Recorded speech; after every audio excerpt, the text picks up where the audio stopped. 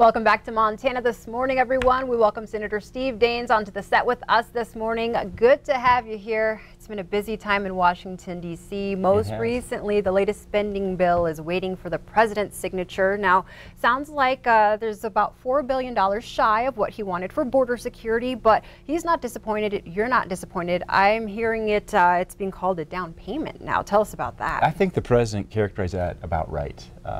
You know, I spent an entire night on the southern border earlier this week. Flew down to McAllen, Texas from 2 a.m. to 8 a.m. with our Border Patrol agents and saw the flood of illegal immigrants coming across this very porous and primitive border down there. The flood of illegal drugs, the methamphetamines, the crisis we have in Montana with drugs. They're coming right across that Mexican border because of these Mexican cartels. So I'm grateful to see that we had, I think the president said it right, a down payment. As we're moving forward here, we must secure our southern border. We need physical barriers. As I sat with these Border Patrol agents, they said, yep, we need more boots, yep, we need more technology, but we must have more physical barriers. All right, and I also wanted to ask you about something else waiting for the president's signature. Some of the spending, including the Land and Water Conservation Fund, Montana is going to get a cut of the pie as well. What changes will we see once it gets the president's signature? Well, I'll tell you that the good news is we permanently reauthorize this Land and Water Conservation Fund. Very important conservation fund for Montana. What it does, it provides more recreation opportunities for Montanans. It allows us better access to our public lands. Very important for Montana. We had a strong vote on that.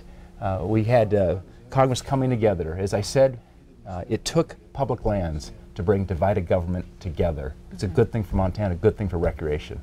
And next, what is it that brings you out to Montana? What are your plans for the weekend? Well, I just saw Ed's forecast. He said it's minus 36 wind chill in Glasgow. That's where we're going to be heading here next. But I'll be traveling across eastern Montana the next couple of days. You know, I do the 56 county tour.